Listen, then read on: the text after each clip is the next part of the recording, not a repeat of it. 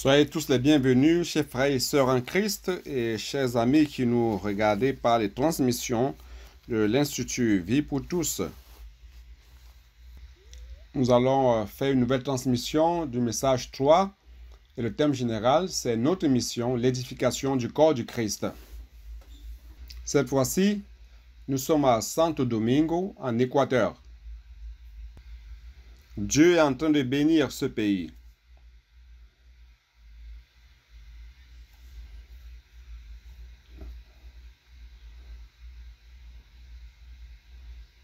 Il y aura un nouveau commencement afin que tout l'Équateur ait beaucoup de colporteurs pour prêcher l'évangile du royaume dans tous les coins.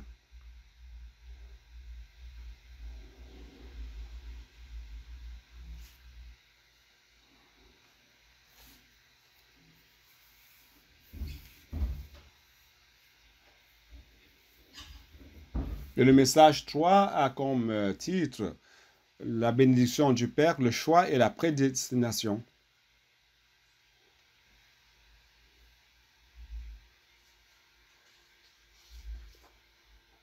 La lecture biblique, c'est Éphésiens chapitre 1, versets 3 à 6.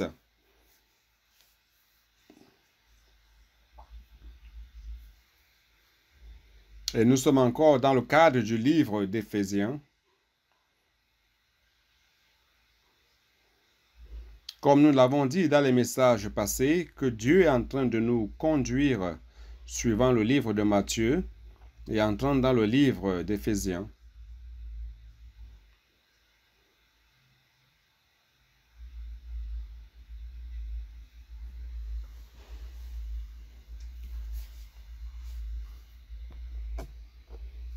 Au message 2, nous avons traité de la préface et des salutations de ce livre.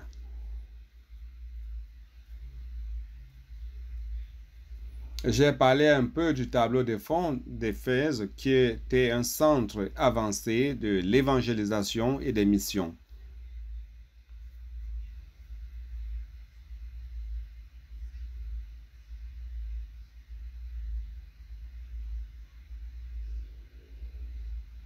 L'apôtre Paul est resté en tout 3 ans dans cette ville.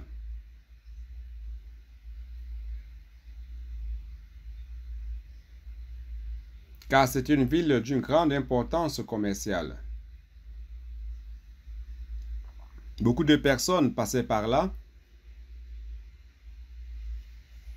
Et de là, Paul a formé des missionnaires pour conquérir toute l'Asie mineure.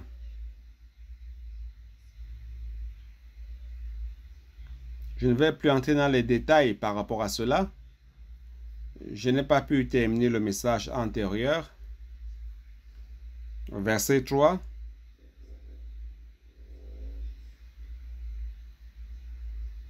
Je vais parler du verset 3 que je n'ai pas pu terminer.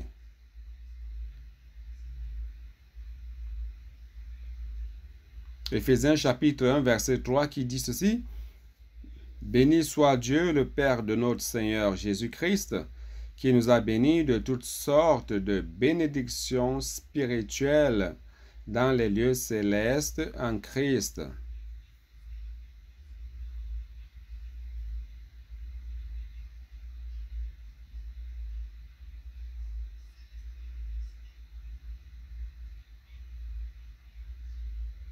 Béni en grec signifie parler bien d'eux, bénir ou louer.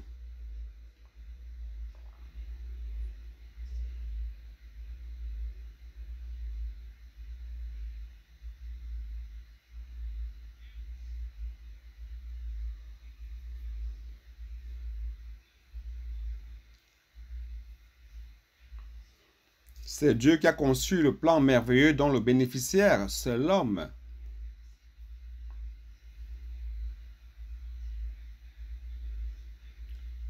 L'objectif éternel de Dieu a comme bénéficiaire principal l'homme.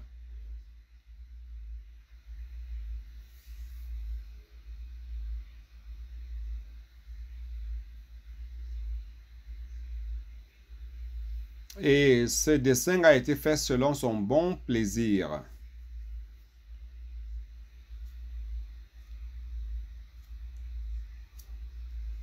C'est-à-dire plaisir, satisfaction de sa volonté. C'est ce qui lui plaît, ce qui plaît à sa volonté et au désir de son cœur.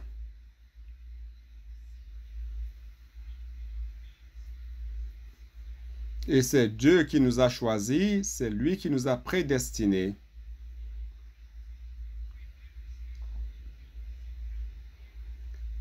C'est Dieu qui a envoyé son propre Fils pour accomplir notre rédemption par son sang.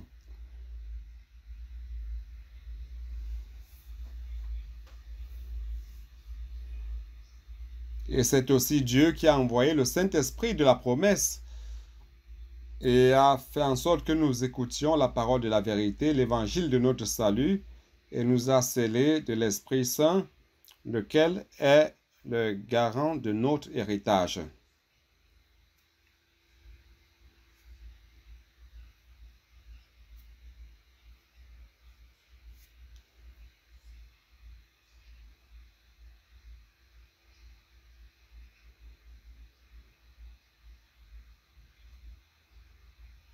Tout ce que j'ai dit là, c'est dans Éphésiens 1.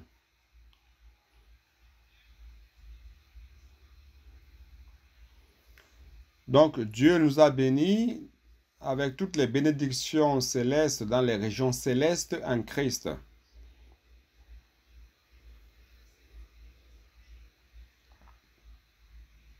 Pourquoi? Parce que Dieu se trouve dans la dimension spirituelle, céleste. Il habite l'éternité. Ésaïe 57, 15, qui dit: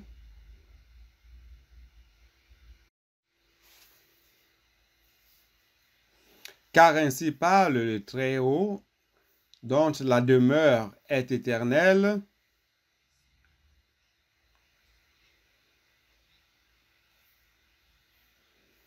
et dont le nom est saint. J'habite dans les lieux élevés et dans la sainteté, mais je suis avec l'homme contrit et humilié, ou abattu d'esprit,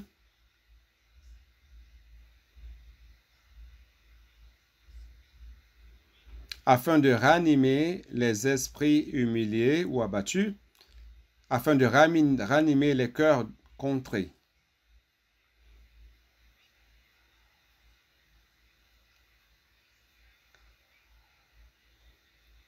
Notre Dieu habite dans l'éternité. Il n'est pas soumis au temps et à l'espace comme l'homme. Il se trouve dans une autre dimension, dans la dimension spirituelle, dans la dimension céleste. Et lorsqu'il a créé l'homme, Genèse 2, 7,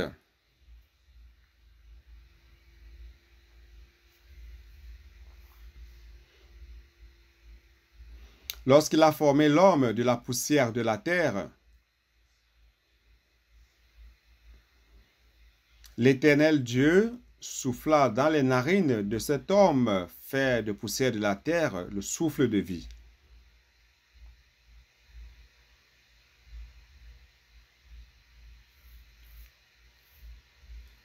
Et l'homme a commencé à être une âme vivante. Donc, l'origine de la création de l'homme est Dieu.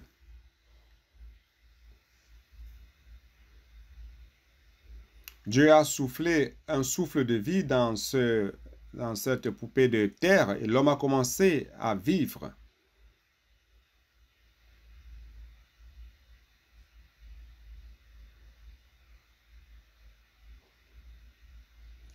Ici, souffle de vie en hébreu, c'est neshama.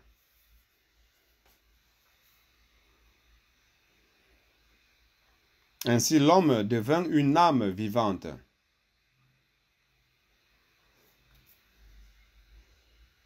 Donc, l'homme a l'esprit qui vient du souffle de Dieu.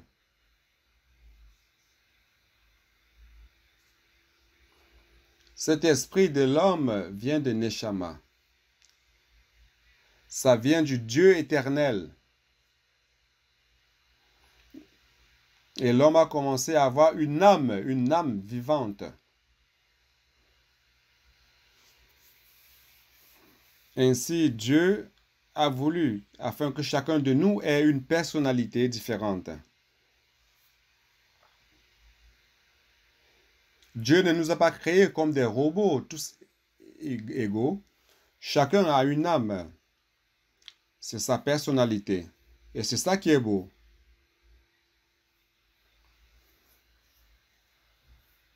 Dieu va faire de tous ces hommes différents avec leurs caractéristiques individuelles un corps de Christ. Sous une seule autorité, sous une harmonie et unité. C'est ça qui est beau.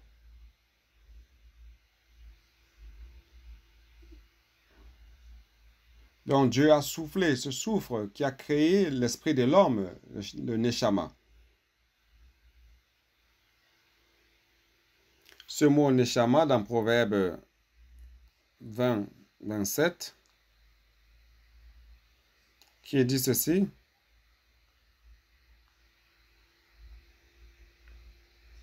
« 27, le souffle de l'homme est une lampe de l'Éternel. »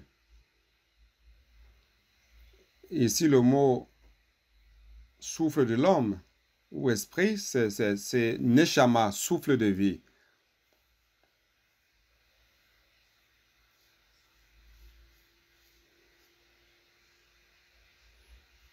Donc Dieu a soufflé Neshama à l'intérieur de l'homme. Et ce souffle de vie est devenu l'esprit de l'homme.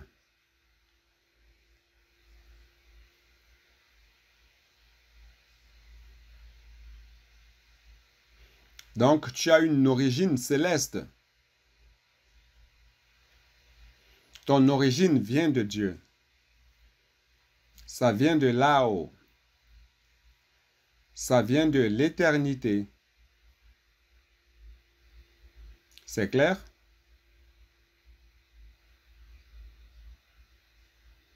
La seule chose qui appartient à la terre, c'est ton corps, qui a été fait de la poussière de la terre.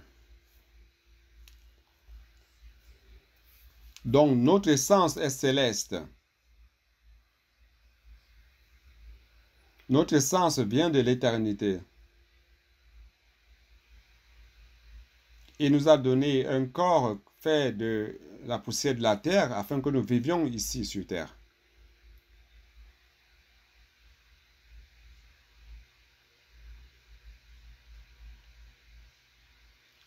Il veut transporter toutes les bénédictions spirituelles des lieux célestes dans cet homme créé de la poussière de la terre.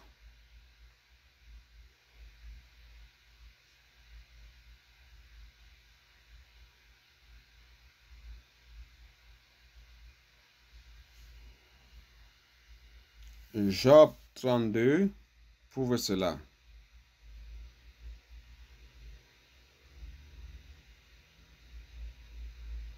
Job 32, verset 8.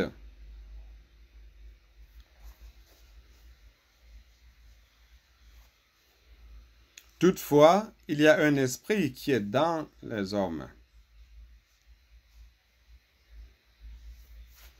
Ici, le mot esprit en hébreu, c'est ruach. C'est ruach. Ruach, c'est le mot général pour esprit. Et ensuite, il dit, et le souffle du Tout-Puissant leur donne de l'intelligence.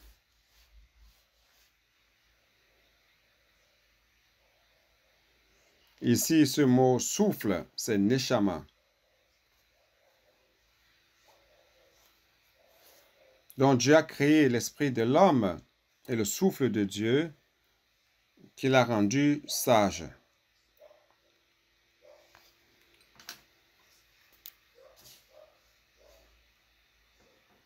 Job 33, 4.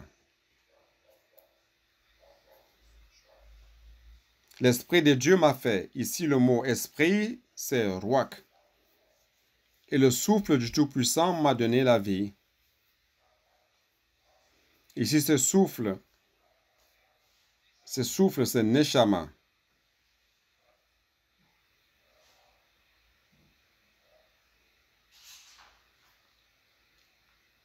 Donc, nous sommes faits du souffle de Dieu. Chapitre 34 de Job, verset 14. Si Dieu pensait qu'à lui-même et retirait à lui son esprit et son souffle,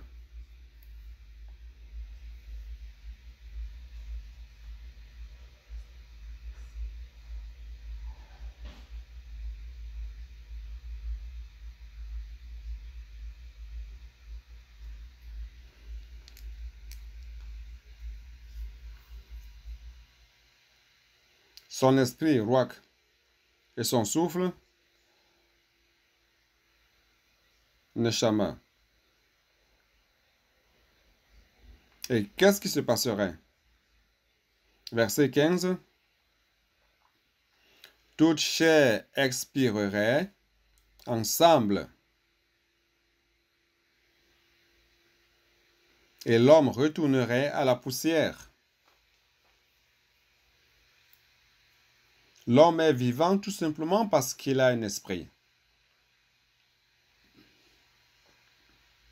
Et l'homme qui a reçu le souffle de Dieu, c'est ce souffle qui fait en sorte qu'il ait la vie.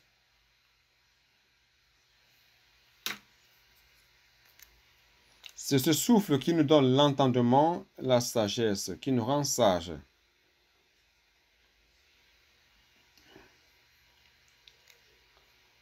S'il était possible que Dieu enlève ce souffle qu'il a mis en nous, qu'il retirait cela, qu'il recueillait vers lui, ce souffle,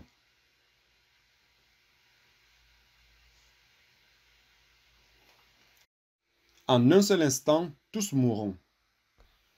Oh Seigneur Jésus. Ecclésiaste 3, 11.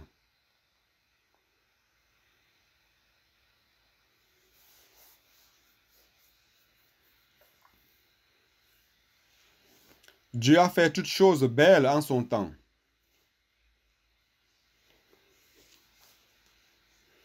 Et il a mis l'éternité dans le cœur de l'homme, de sorte que l'homme ne peut comprendre depuis le commencement jusqu'à la fin l'œuvre que Dieu a faite.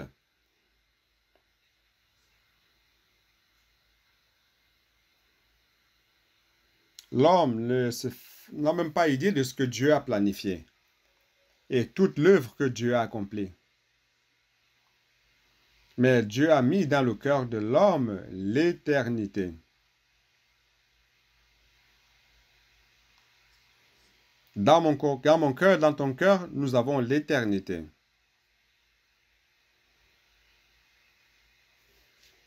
Bien que notre corps soit encore soumis à la dimension du temps et de l'espace,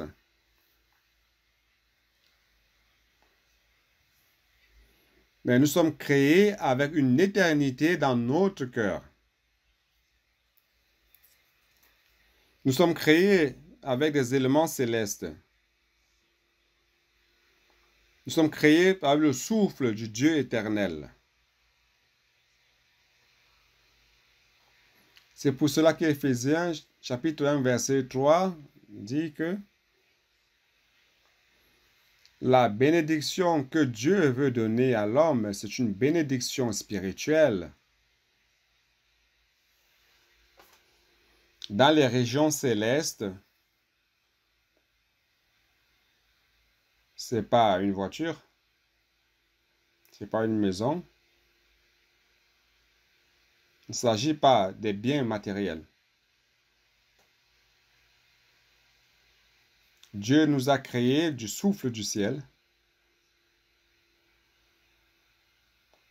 Notre véritable valeur, frère, ce sont les bénédictions célestes du ciel.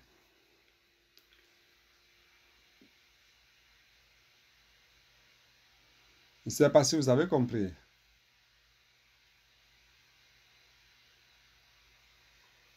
Daniel 12, 2.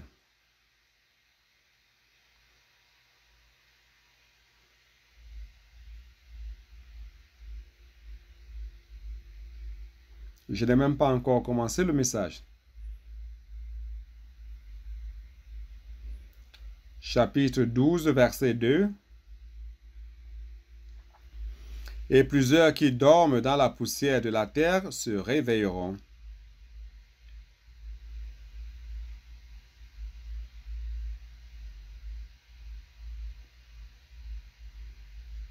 Lorsque un homme meurt physiquement, son corps retourne à la poussière. Et son esprit et son âme dorment dans un lieu que Dieu a préparé qui s'appelle le Hadès.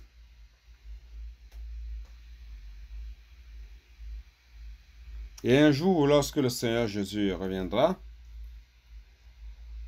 et lorsque Dieu viendra pour juger toutes choses, tous ressusciteront. Mais certains ressusciteront pour la vie éternelle, et d'autres ressusciteront pour l'opprobre et l'horreur éternelle. Prêchons l'Évangile.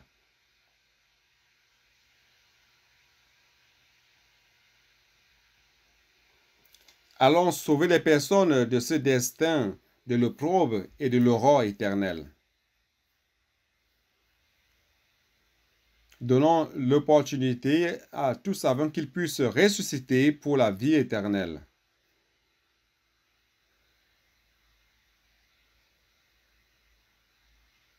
Ecclésiaste de nouveau, 12.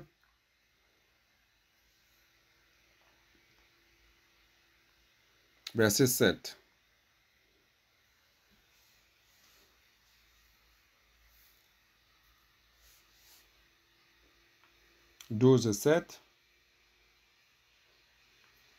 Et que la poussière retourne à la terre comme elle y avait été, et que l'esprit retourne à Dieu qui l'a donné.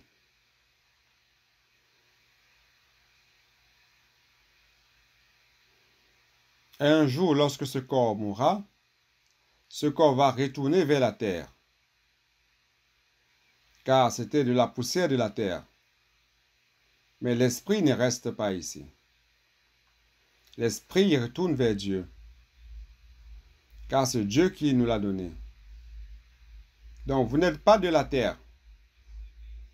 Vous êtes venus de Dieu. Vous êtes venus du ciel. Vous êtes venus de l'éternité. C'est pour cela que Dieu veut nous bénir avec toutes sortes de bénédictions spirituelles dans les légions célestes.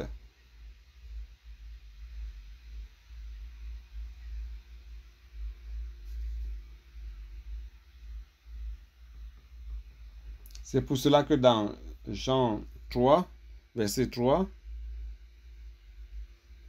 lorsque Jésus dit à Nicodème, « Si quelqu'un est né de nouveau, il ne peut voir le royaume de Dieu. »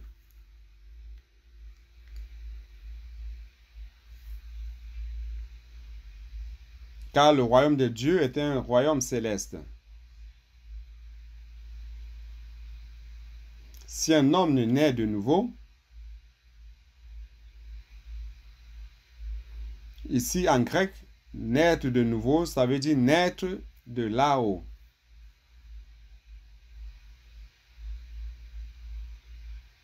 Nous sommes nés de la chair et nous vivons selon la chair.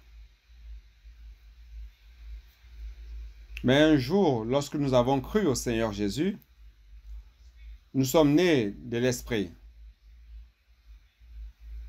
Et cette nouvelle naissance nous a donné un esprit régénéré.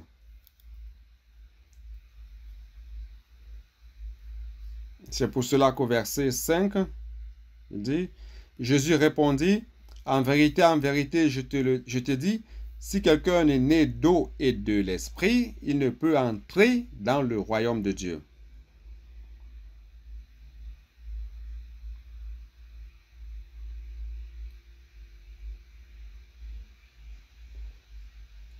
Lorsque nous croyons en Jésus, nous naissons de là-haut. Alléluia.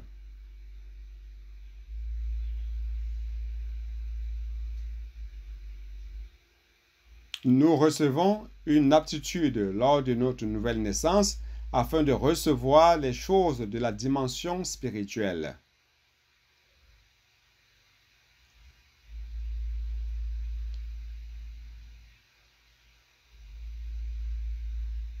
Celui qui n'est né de nouveau ne peut recevoir les bénédictions des régions spirituelles.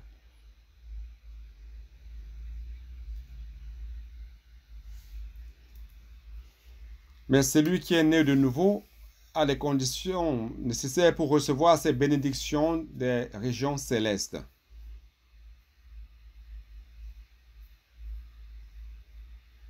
Donc cette bénédiction n'est pas quelque chose de la sphère matérielle.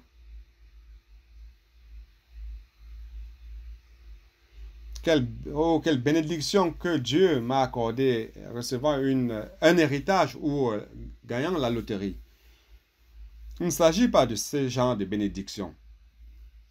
On parle de bénédiction d'une autre sphère, de la sphère céleste, de la sphère spirituelle. Oh Seigneur Jésus. Alors cette bénédiction,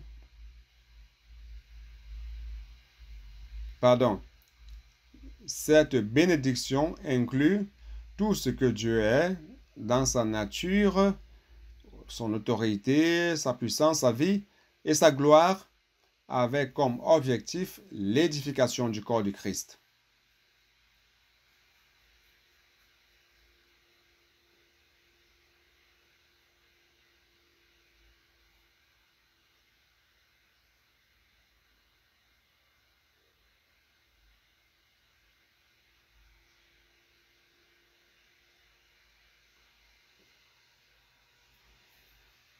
Avec comme objectif de faire en sorte que Dieu mette tout sous l'autorité, sous les pieds de Christ, rétablit son autorité ici sur terre.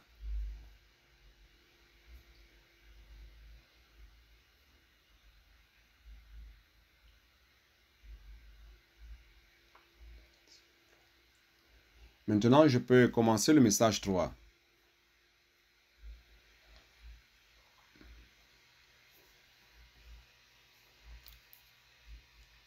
Quelle est la première bénédiction? Éphésiens 1.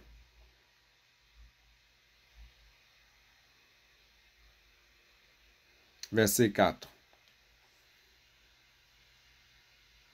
Selon qu'il nous a élus en lui avant la fondation du monde.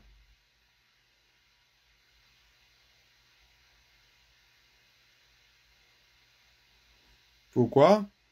Pour que nous fussions saints et irrépréhensibles devant lui en amour.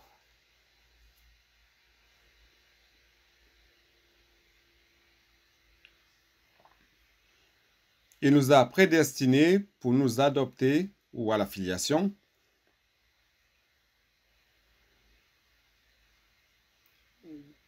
par Jésus-Christ selon le bon plaisir de sa volonté,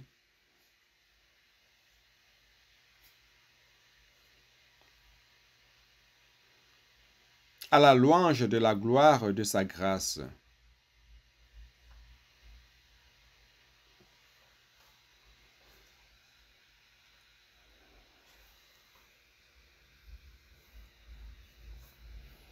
Le choix et la prédestination, ce sont les bénédictions que nous avons reçues de la part du Père.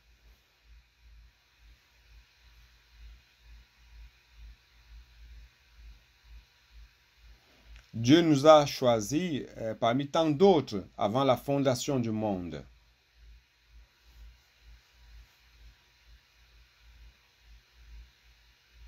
Ce choix a été fait encore dans l'éternité passée.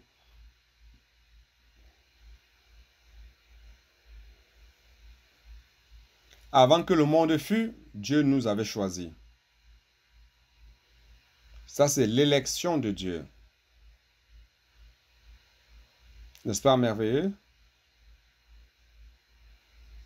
Avant que l'homme n'existe, Dieu nous a choisis.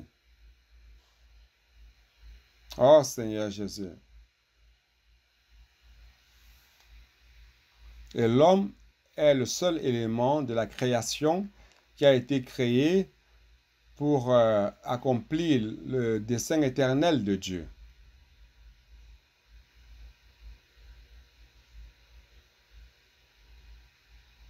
Et le choix de Dieu a été fait en Christ selon sa divine préséance.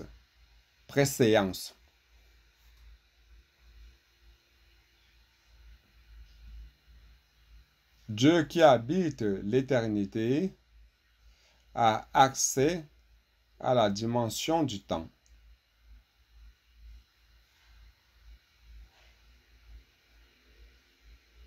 Avant même que le temps n'existe, il a la capacité de connaître chacun de nous d'une manière anticipée. Il est dans l'éternité. Celui qui se trouve dans l'éternité peut accéder à la dimension du temps quand il veut.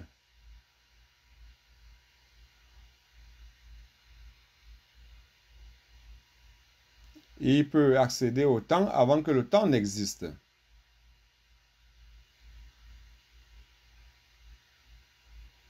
Et maintenant, Dieu peut accéder même maintenant à notre avenir d'ici de un an en avant.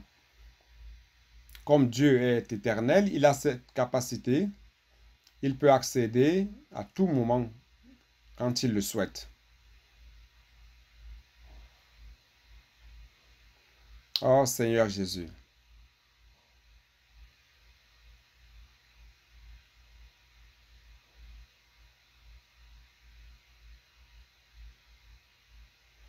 Je vais essayer de résumer un peu.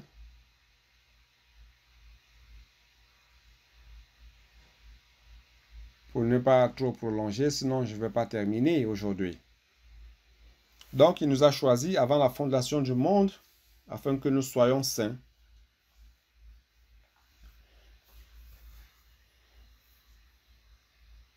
Comment c'est saint? Selon ce que nous avons expliqué dans le message antérieur, lorsque nous avons cru au Seigneur Jésus, nous avons été transférés de position.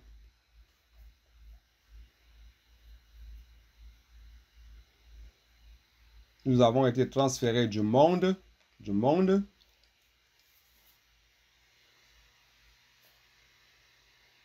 et nous sommes transférés du monde pour être en Christ.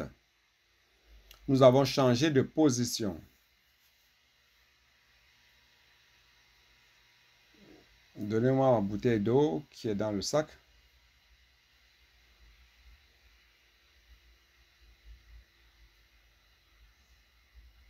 Dieu, il veut nous dispenser sa nature sainte et sa vie. Mais si ce vase qu'est l'homme se trouvait dans la position du monde,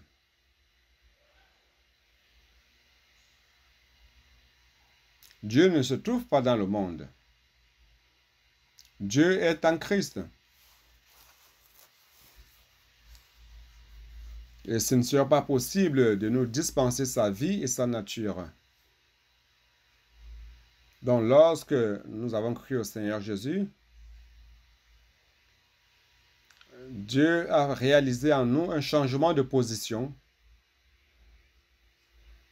Et cette position en Christ, dans cette position, Dieu peut nous dispenser sa vie et sa nature.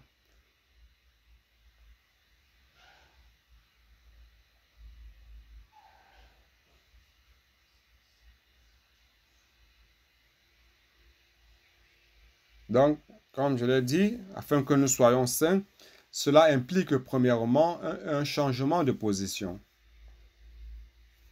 Afin qu'à partir de ce changement de position, Dieu puisse nous sanctifier à partir de l'intérieur.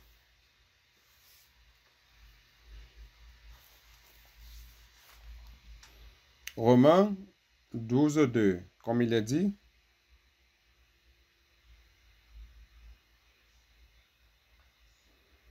il parle de la transformation. Verset 2, « Et ne vous conformez pas à ce siècle, mais soyez transformés par le renouvellement de votre entendement, pour que vous discerniez quelle est la volonté de Dieu bonne et agréable et parfaite. »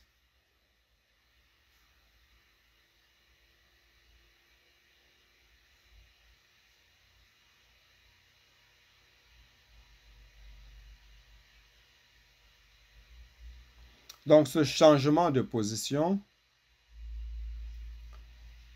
c'est pour que Dieu puisse continuellement nous remplir de sa vie et de sa nature sainte.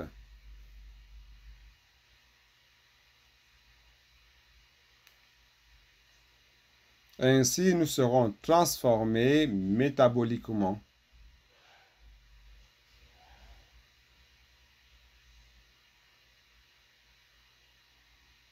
Allons supposer qu'à partir d'aujourd'hui, vous allez commencer à faire un régime sain, un régime physique. Vous commencez à manger de la nourriture saine. Qu'est-ce qui va commencer à se passer dans votre corps? Les anciens éléments seront éliminés par le métabolisme.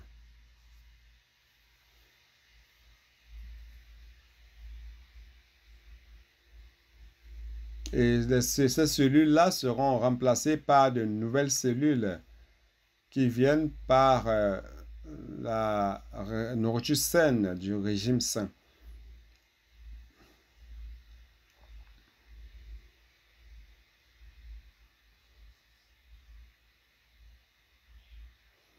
Et si vous êtes fidèle à cette diète, après un certain temps, toutes les cellules de votre corps seront changées.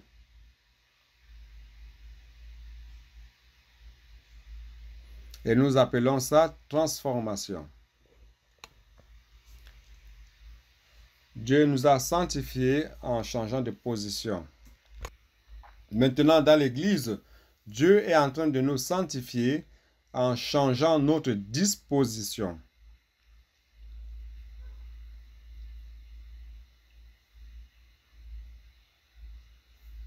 Les éléments de l'homme déchu sont en train d'être enlevés. Les éléments de la chair dans lesquels nous vivons encore sont en train d'être enlevés. Les éléments du vieil homme qui causent encore des problèmes à l'édification sont en train d'être remplacés.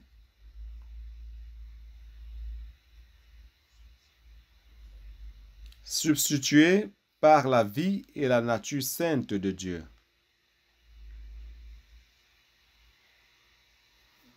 « 2 Corinthiens 3,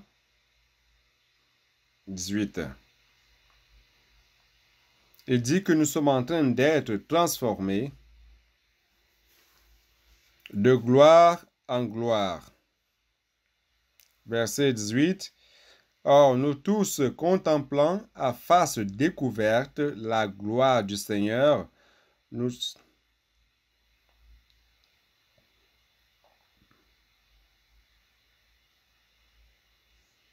Nous sommes transformés à la même image de gloire en gloire,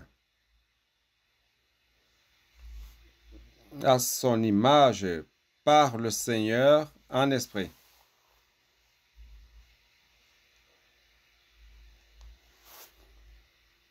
Deux Pierre 1,4. Comme il est dit, par lesquels il nous a donné les très grandes et précieuses promesses, afin que par elles vous participiez de la nature divine.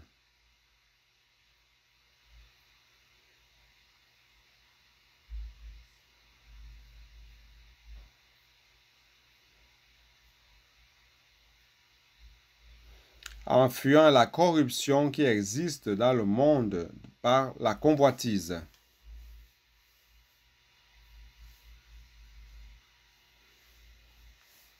D'un côté, nous participons de la nature sainte de Dieu. Et de l'autre côté, la corruption des passions qui sont dans le monde sont en train d'être éliminées de nous.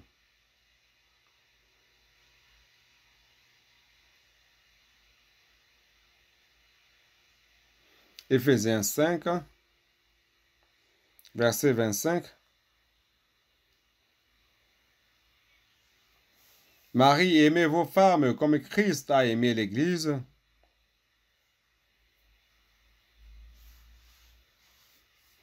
et s'est livré lui-même pour elle.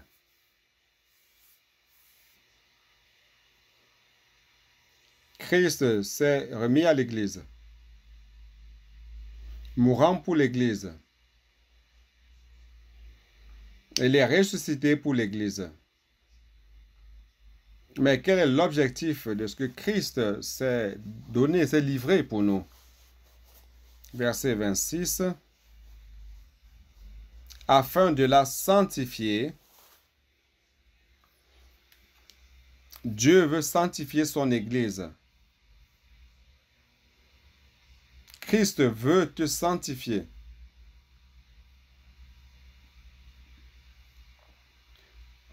Comment va-t-il faire cela? C'est par le lavage de la parole.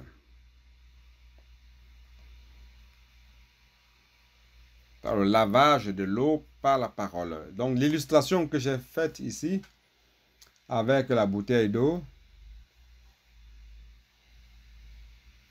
cela signifie le lavage de l'eau par la parole. Et c'est ça qui nous sanctifie.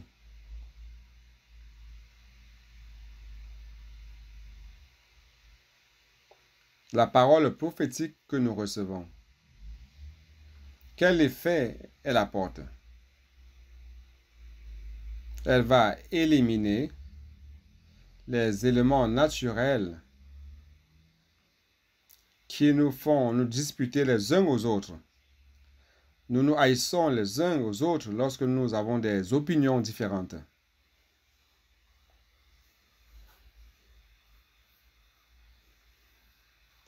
Mais la parole est en train de nous laver. La parole est en train d'apporter la nature sainte de Dieu.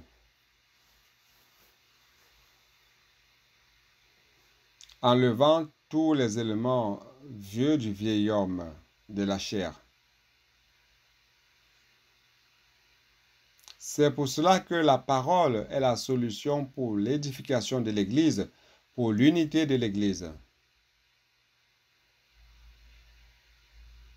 Un simple changement de comportement est juste palliatif.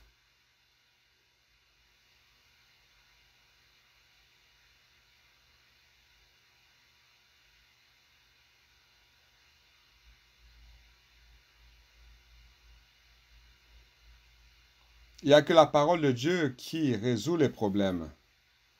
Palliatif, ça veut dire qui ne résout pas les problèmes. Donc, durant ces 5 dernières années, la parole prophétique nous a fait un. Cela fait en sorte que nous convergeons vers le même objectif.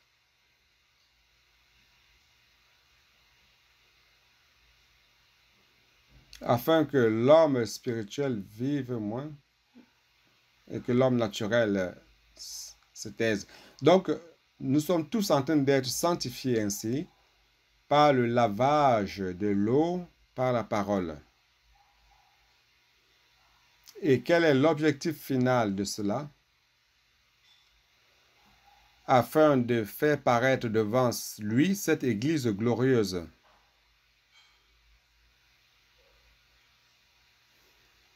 Dieu veut une Église édifiée. Christ veut une Église glorieuse comme sa fiancée. Nous sommes aujourd'hui en train de travailler pour cela. Amen. Une Église sans tache, sans ride.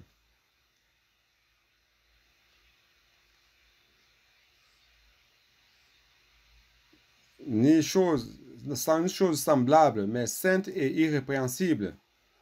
Une Église parfaite. Amen. Donc la sanctification, ce n'est pas tout simplement un changement de comportement ou d'abandonner une vie de péché pour aller vers une vie sans péché. Ça, c'est le concept général du christianisme.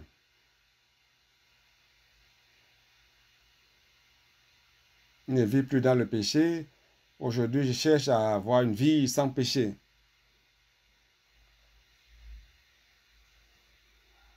Ça, ce n'est pas encore la sanctification. Frère, la sanctification, c'est un changement de nature, un changement d'essence. Continuons.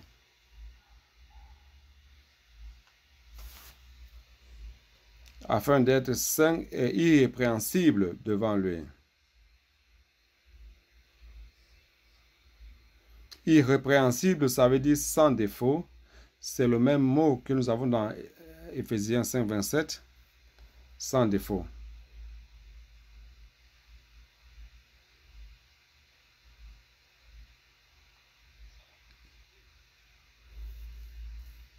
Sans tâche, parfait. Et devant lui, ça veut dire que ce standard de sainteté et de perfection, c'est le standard de Dieu.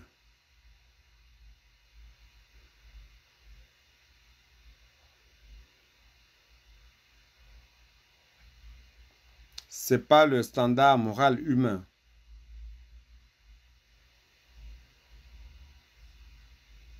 Car les chrétiens aujourd'hui, dans la ligne de la sainteté, ont un standard moral.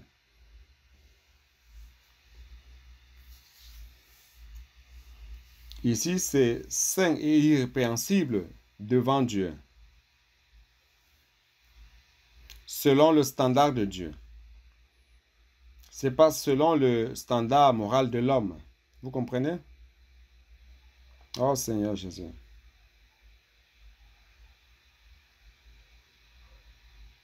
Et en amour, ça termine au verset 4 en disant « et amour ».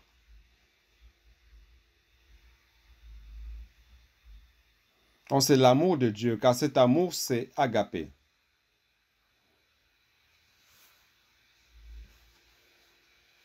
Donc les élus sont sanctifiés et ils atteignent la condition d'être sans défaut et parfait. Frère, c'est dans la sphère de l'amour de Dieu.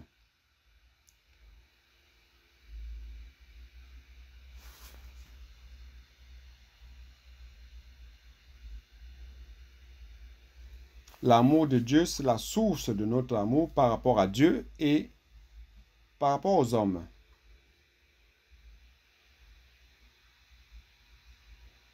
Je vais toucher rapidement le deuxième point qui est la prédestination. Verset 5. Nous ayant prédestinés dans son amour à être ses enfants d'adoption par Jésus-Christ selon le bon plaisir de sa volonté.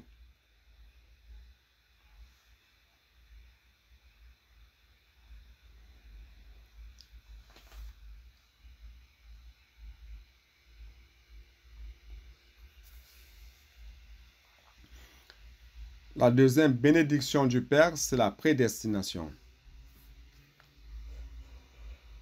La prédestination signifie que Dieu a prédéterminé et qu'il a déjà déterminé bien avant.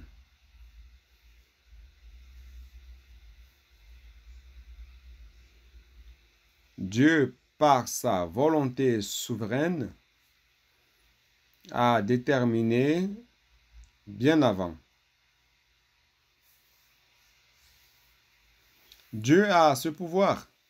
Dieu a ce droit. Il peut prédéterminer. Il t'a choisi. Il n'a pas choisi un autre. Il t'a prédestiné. Il n'a pas prédestiné l'autre. Il a ce droit. Il a ce pouvoir. Car il est souverain.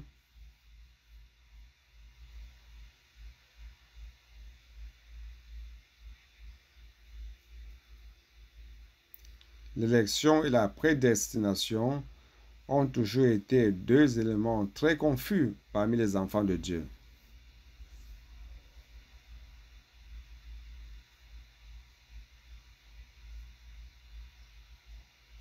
Dans la théologie, nous avons deux écoles d'interprétation. L'une, c'est l'école calviniste, qui vient de Calvin. Il défend la thèse selon laquelle, dans la Bible, Dieu a ce pouvoir de prédéterminer comme il le souhaite.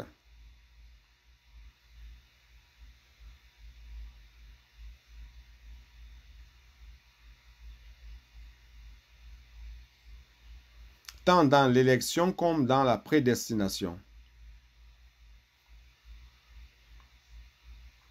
Et il y a une autre école, c'est l'école arménienne.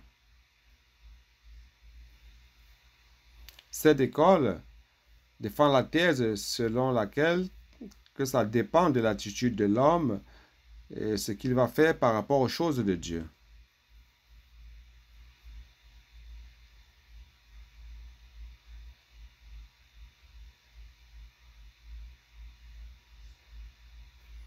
Donc, il y a une lutte entre ces deux écoles. Mais l'école calviniste n'est pas totalement dans le tort. Car dans la Bible, c'est écrit cela. Dieu a le droit de prédéterminer comme il le souhaite.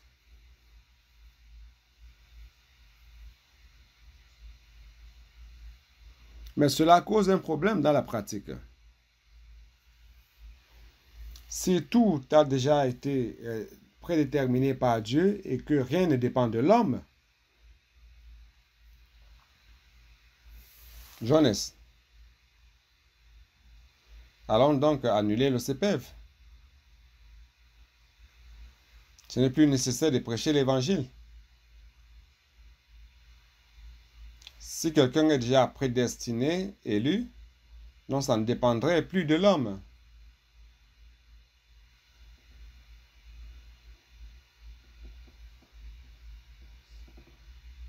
Et si tout dépend de l'homme,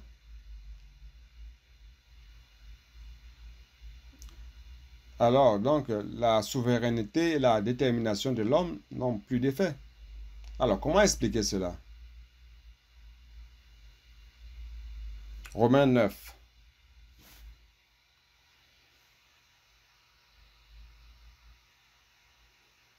Cela est très difficile à interpréter.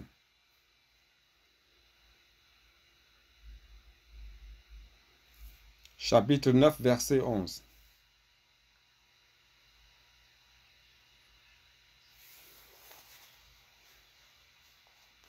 Car quoique les enfants ne fussent pas encore nés, et qu'ils n'eussent fait ni bien ni mal.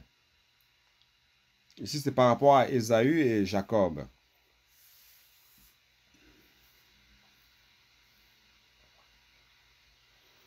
Afin que le dessein de Dieu, d'élection de Dieu, afin que le dessein d'élection de Dieu subsistât sans dépendre des œuvres, mais par la seule volonté de celui qui appelle. Donc, gardez bien cette phrase. L'élection de Dieu, ce n'est pas selon l'œuvre de l'homme.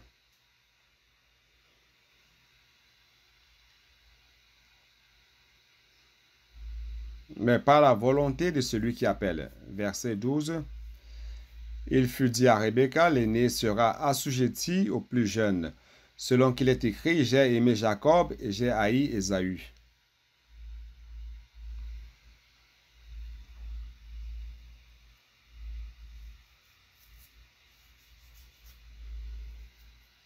Que dirons-nous donc? Y a-t-il en Dieu de l'injustice? Loin de là.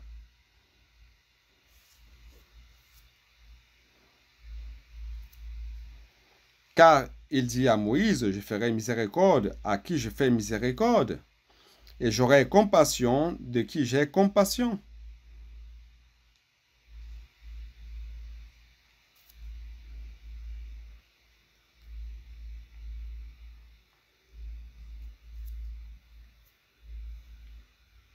Ainsi donc, cela ne dépend ni de celui qui veut, ni de celui qui court, mais de Dieu qui fait miséricorde.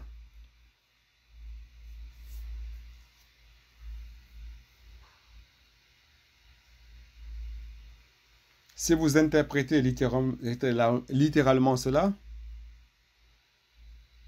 donc nous n'avons même plus à chercher vraiment le Seigneur. Si le Seigneur veut avoir miséricorde de moi, il aura miséricorde jusqu'à la fin de ma vie. S'il ne m'a pas choisi pour la miséricorde, alors ça ne sert à rien de courir. Comme il dit, ça ne dépend pas de celui qui veut ni de celui qui court.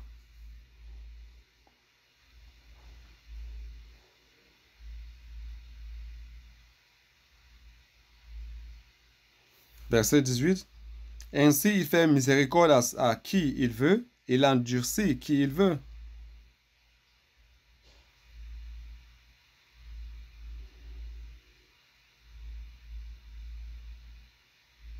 N'est-ce pas difficile?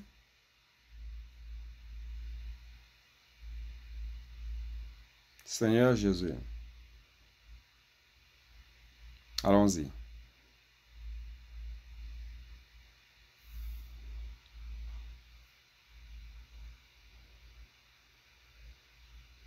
« 19. Tu me diras pourquoi blâme-t-il encore? Car qui est-ce qui résiste à sa volonté?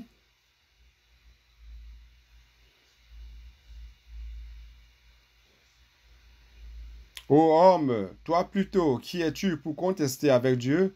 Le vase d'argile dira-t-il à celui qui l'a formé, pourquoi m'as-tu fait ainsi?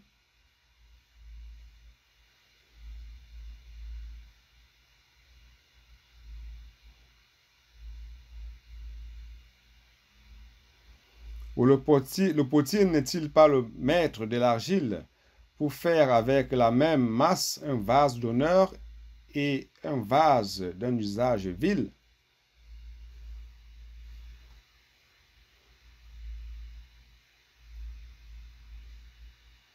Suivant cette ligne, nous n'allons même pas chercher le Seigneur plus que cela.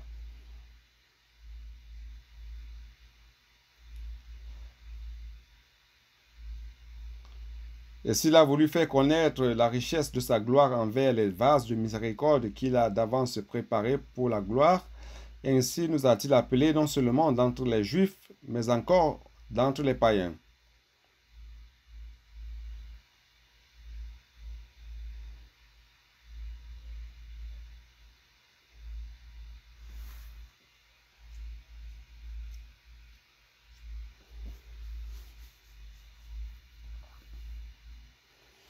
Alors maintenant, je vais apporter la révélation. Allez au verset 30. Que dirons-nous donc? Les païens qui ne cherchaient pas la justice ont obtenu la justice qui vient de la foi.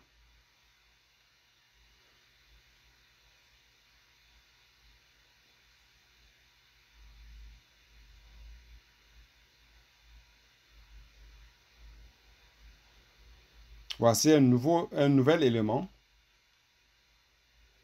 l'élément de la foi. Continuons. Tandis qu'Israël, qui cherchait une loi de justice, n'est pas parvenu à cette loi.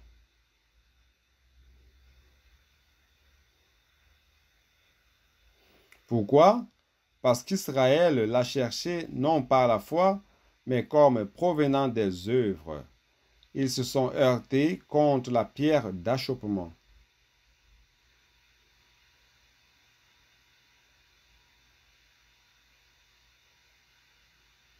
Ici, nous commençons, cela nous apporte un peu plus de lumière. L'élection et la prédestination de Dieu, ce n'est pas par les œuvres.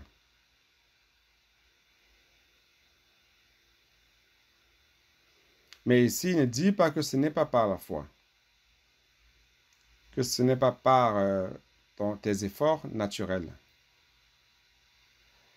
Mais ici, il parle d'un nouvel élément, la foi.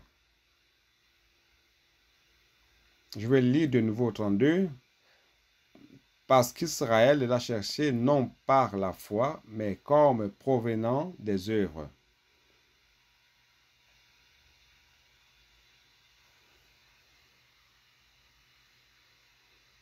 « 33. Selon qu'il est écrit, voici je mets à Sion une pierre d'achoppement et un rocher de scandale, et celui qui croit en lui ne sera point confus. »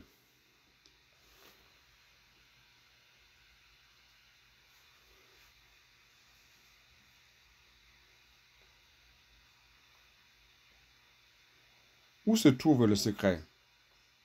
Où se trouve la clé? Croire. Vous n'avez pas encore compris. Allons-y.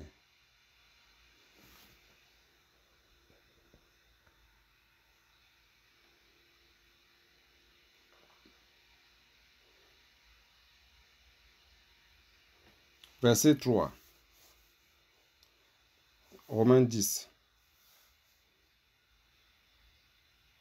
Romains 10. Je vais lire à partir du verset 1.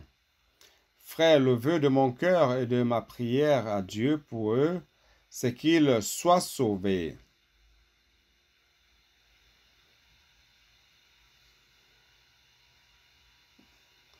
Ici, il s'adresse à Israël.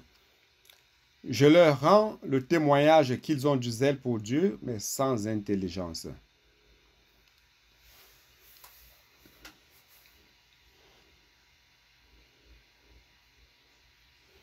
Ne connaissant pas la justice de Dieu et cherchant à établir leur propre justice, ils ne se sont pas soumis à la justice de Dieu.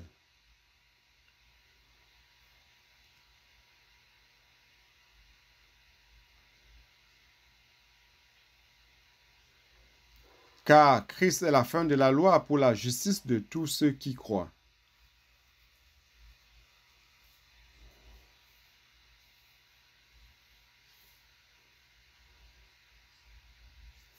En effet, Moïse définit ainsi la justice qui vient de la loi.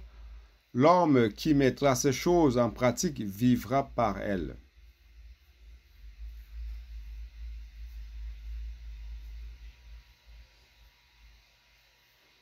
Mais voici comment parle la justice qui vient de la foi. Ne dis pas en ton cœur qui montera au ciel, c'est en faire descendre Christ.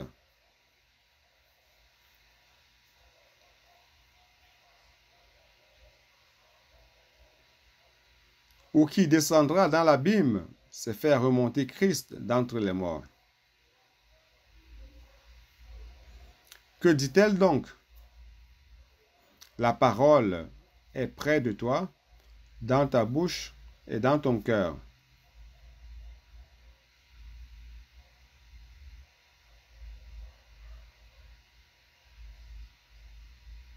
Je ne sais pas si vous me comprenez.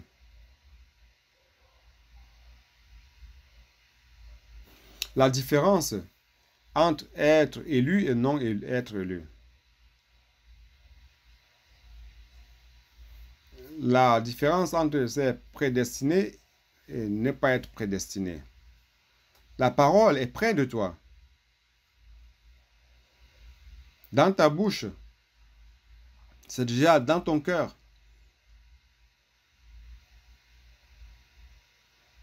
Qu'est-ce qui manque? Il suffit de croire.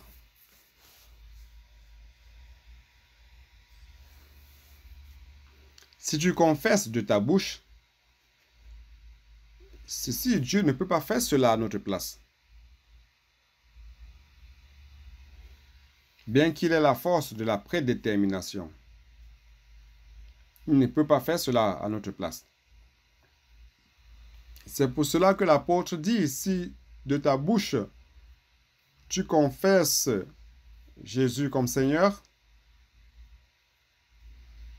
et si tu crois dans ton cœur que Dieu l'a ressuscité des morts,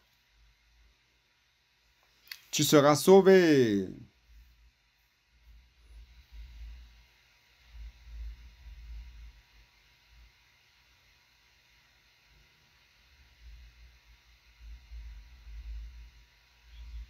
Oh Seigneur Jésus.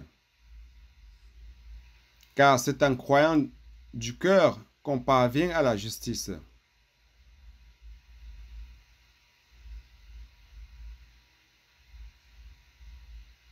Comment Dieu va faire la justice vous considérant comme un juste?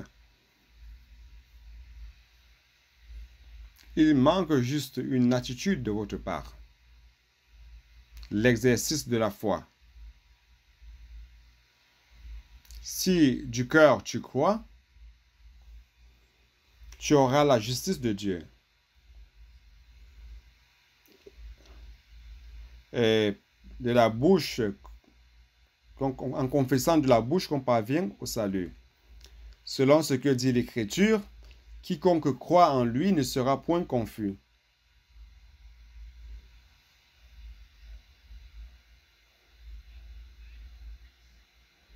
Celui qui croit, Dieu le met de côté. Celui qui croit, Dieu le choisit. Celui qui croit, Dieu le prédestine. C'est clair, oui ou non? Et croire, ce n'est pas l'œuvre de la chair. Car dans Romains, c'est clair. Il est clair, il dit que ce n'est pas par les œuvres. Seigneur Jésus. Il n'y a aucune différence, en effet, entre le juif et le grec, puisqu'ils ont tous un même Seigneur qui est riche pour tous ceux qui l'invoquent.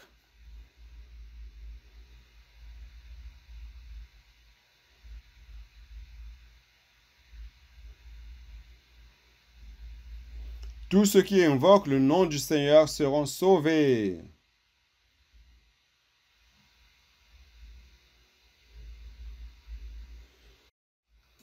Mais comment donc invoqueront-ils celui en qui ils n'ont pas cru? Et comment croiront-ils en celui dont ils n'ont pas entendu parler?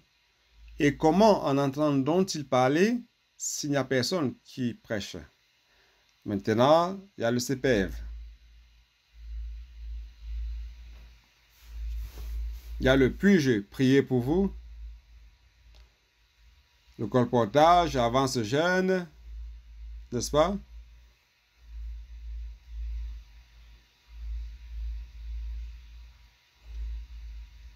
Qu'ils sont beaux les pieds de ceux qui annoncent la bonne nouvelle.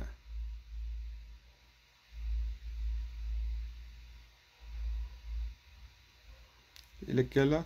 C'est déjà tard, n'est-ce pas? Oh Seigneur Jésus. Je vais essayer de conclure. Frère, vous savez ce que tout cela signifie? La première épître de Paul, de Pierre 1-2.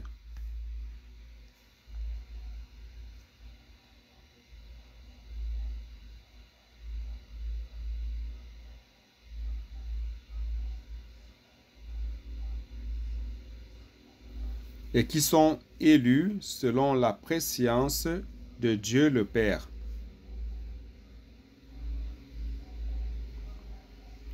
L'élection de Dieu est souveraine.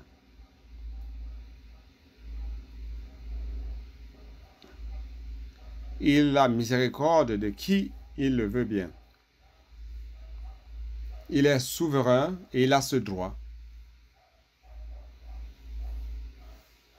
Mais Pierre est bien clair ici. Il dit que l'élection de la part de Dieu, c'est selon la préscience.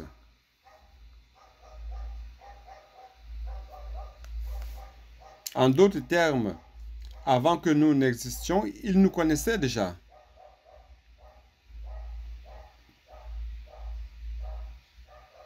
Il connaissait déjà notre vie.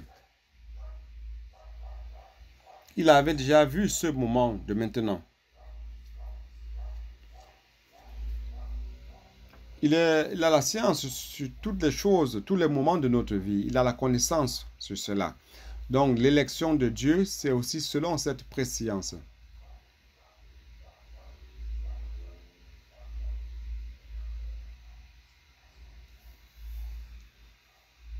Le problème, c'est que la préscience, ce n'est pas selon nos œuvres.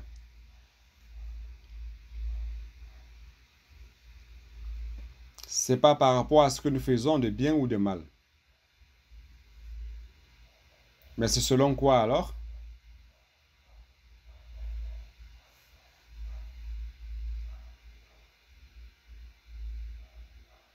C'est selon notre foi. Car si c'était selon notre œuvre, ce serait quelque chose d'humain. Mais un jour, nous avons eu l'opportunité d'être en contact avec la parole de l'Évangile.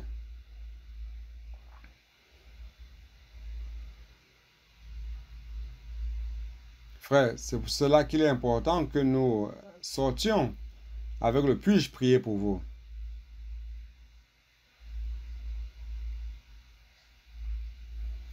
Comme ça, nous ne serons pas en train d'empêcher le droit des gens de recevoir aussi la parole, d'écouter la parole de la foi.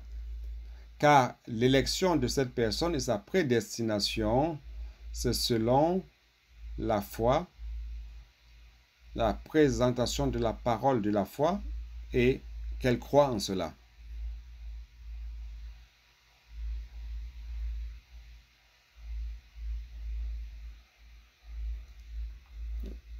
C'est correct, oui ou non? Donc, la préscience, ce n'est pas par rapport aux œuvres de chacun.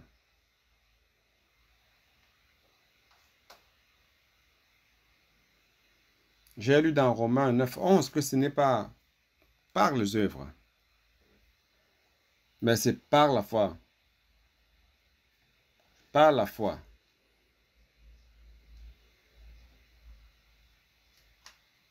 C'est pour ça qu'il est important qu'aujourd'hui nous vivions par la foi. Vous savez pourquoi? Hébreux 11, verset 1.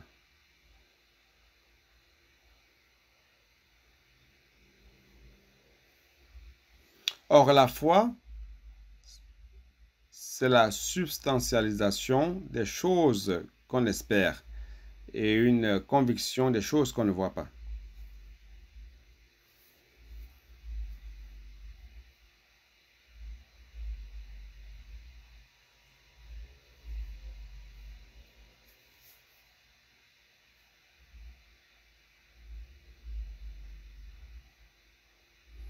Je vais expliquer de la manière suivante. La foi, c'est la seule manière que l'homme a pour avoir accès aux choses célestes. C'est la seule manière qui amène l'homme à avoir accès aux choses spirituelles.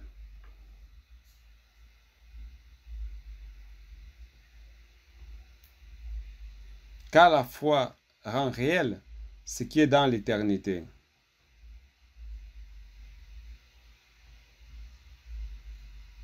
Ça rend réel ce qui est spirituel et ce qui est céleste.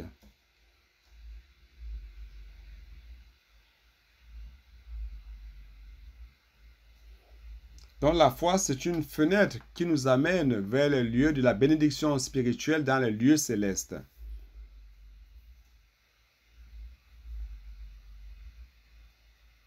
La foi, ce n'est pas le résultat de notre œuvre. Simplement, nous croyons et nous n'avons rien à faire d'autre. Il suffit de croire, tout simplement. Lorsque nous croyons, nous avons accès aux choses qui ne sont pas de cette terre, mais aux choses célestes.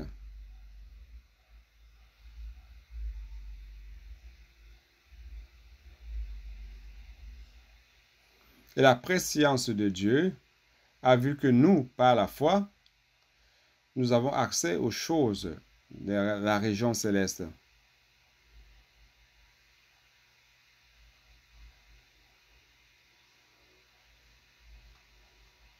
Cela n'a rien à voir avec nos œuvres. Ça n'a rien à voir avec notre propre capacité ou habileté. Tout ce qui se trouve dans le domaine céleste,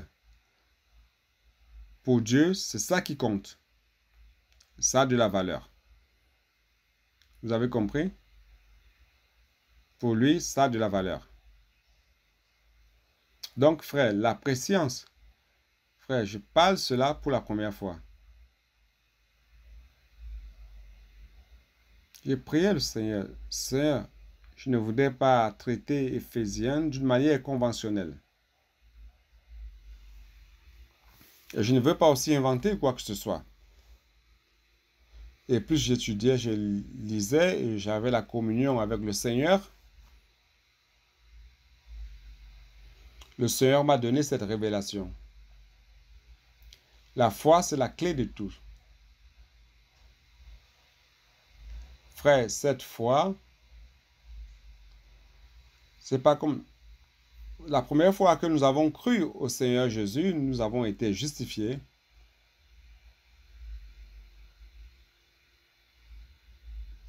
Cette foi doit être une foi continuelle.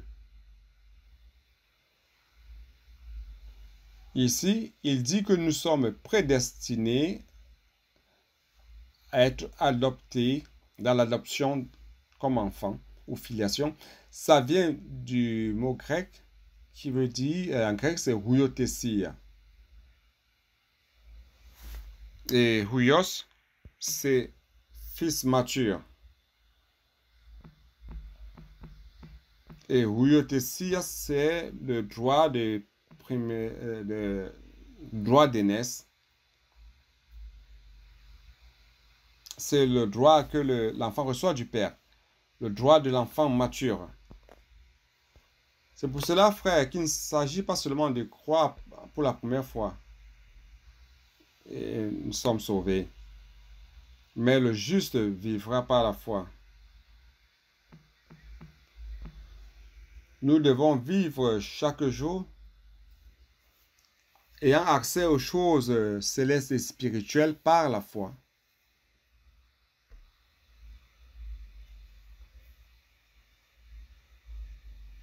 C'est alors que la parole prophétique fonctionne.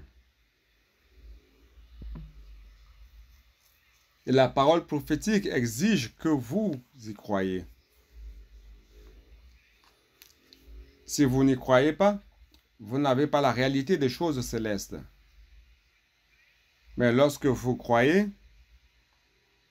vous savez, celui qui croit obéit.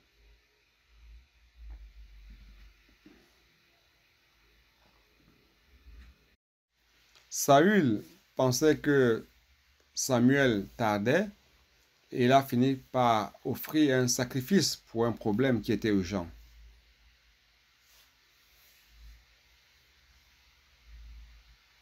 Samuel a dit, « Tu penses que Dieu a plaisir aux holocaustes et aux sacrifices que d'obéir à sa parole? »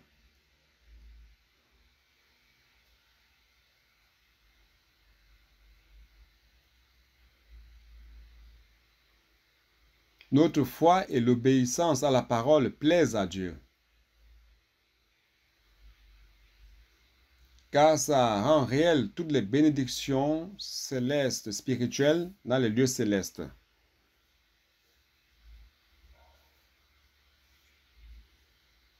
Vivons une vie par la foi. Oh Seigneur Jésus. Allons-y.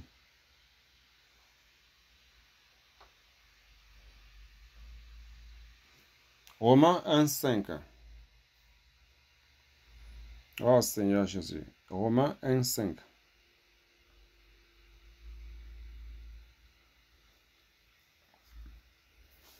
Par qui nous avons reçu la grâce et l'apostolat pour amener en son nom à l'obéissance.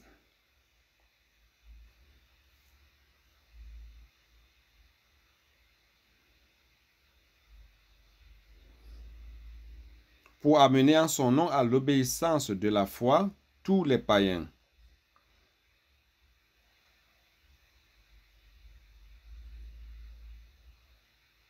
La foi amène à l'obéissance. Dernier chapitre, le chapitre 16 de Romains, verset 26. Mais manifesté maintenant par les écrits des prophètes, d'après l'ordre du Dieu éternel,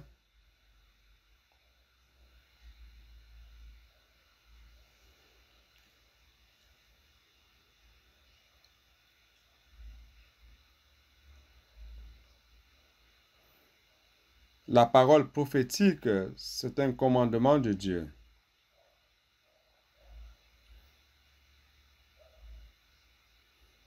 La parole de Dieu, ce n'est pas pour discuter des doctrines. La parole de Dieu est toujours un ordre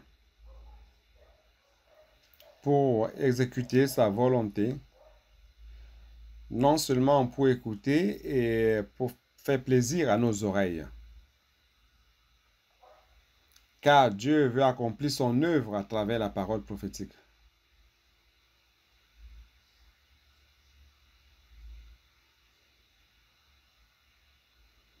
Alors, qu'est-ce qui est exigé de nous par rapport à notre attitude envers la parole? C'est l'obéissance par la foi parmi toutes les nations. Lorsque nous croyons et que nous obéissons,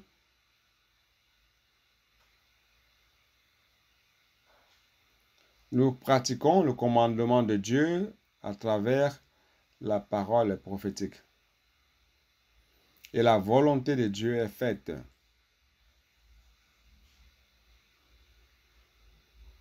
Attends, je vois si je peux terminer. Oh Seigneur Jésus.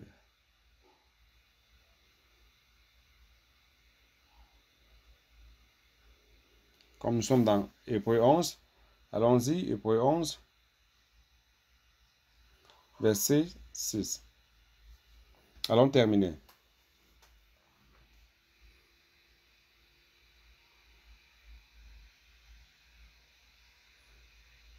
Frère, réellement, sans foi, il est impossible de plaire à Dieu.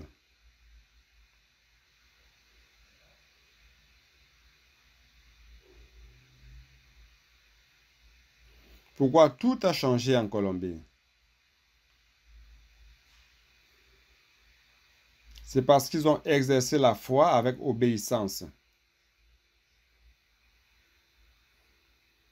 Ils ont mis de côté toutes les complications de l'homme. Avec simplicité, ils ont cru et ont obéi. Cela a plu à Dieu. Il a fait que les choses s'accomplissent. Et le Seigneur va faire la même chose ici en Équateur. Allons croire avec simplicité. Allons obéir. Allons pratiquer ce que Dieu a ordonné. L'œuvre de Dieu sera exécutée ici en Équateur. Dieu va susciter une armée Beaucoup pour faire le CPF. Beaucoup deviendront de bons colporteurs.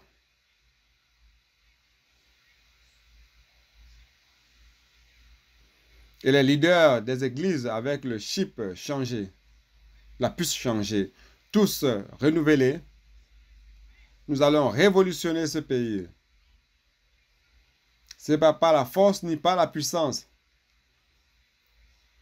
mais par l'Esprit de Dieu, à travers la foi en la parole prophétique. Que Dieu vous bénisse. Amen.